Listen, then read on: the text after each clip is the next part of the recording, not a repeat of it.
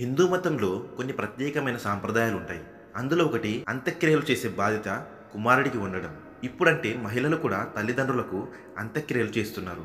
కానీ ఒకప్పుడు ఖచ్చితంగా కుమారుడు మాత్రమే చేయాలని పట్టుబట్టేవారు. కొడుకులు లేనివారు వేరే ప్రత్యామ్నాయం గురించి ఆలోచించేవారు. అయితే కొడుకులు మాత్రమే అంత్యక్రియలు చేయాలనే నియమం వెనుక చాలా కారణాలున్నాయి. నిజానికి హిందూ మతంలో అంత్యక్రియలకు సంబంధించి అనేక నియమాలున్నాయి.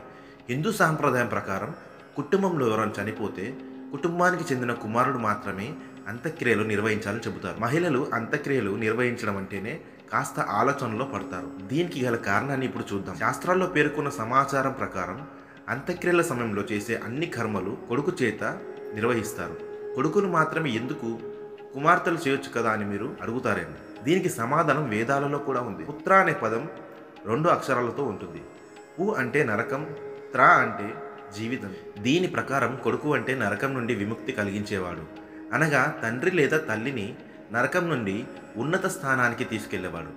అందుకే పుత్రుడు పున్నామ నరకం నుంచి తప్పిస్తాడనే సామెత కూడా ప్రచారంలో ఉంది. ఇలాంటి కారణాలతో అంత్యక్రియల ఆచారాలను నిర్వహించడానికి కొడుకుకు హక్కులు ఉంటాయి.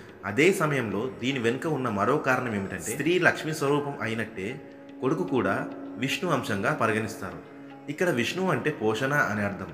అంటే కుటుంబ సభ్యులందరినీ చూసుకునే వ్యక్తి కొడుకు. ఇంటి పెద్ద దిక్కు మరణించిన తర్వాత అన్ని బాధ్యతలు అతడి మీదే ఉంటాయి. అయితే ఇప్పుడు మహిళలు కూడా ఈ బాధ్యతను తీసుకోగలుగుతున్నారు. ఈ అంత్యక్రియల ఆచార నియమాలు మొదలైనప్పుడు మహిళలు కుటుంబాన్ని చూసుకునే సామర్థ్యాన్ని కలిగి లేరని కొందరు చెబుతారు. అందుకే ఇలాంటి ప్రత్యేక హక్కులు లేవు. కానీ నేటి కాలంలో ఆడపిల్లలు కూడా అంత్యక్రియలు చేస్తున్నారు. ఇంట్లో ఎవరైనా మరణించిన తర్వాత వారు ఇంటి బాధ్యతలు కూడా తీసుకుంటున్నారు. అయినప్పటికీ ఈ ఆచారం ఇప్పటికీ చాలా గృహాలలో ఉంది. అందుకే కుమారులు మాత్రమే అంత్యక్రియలు చేస్తుంటారు.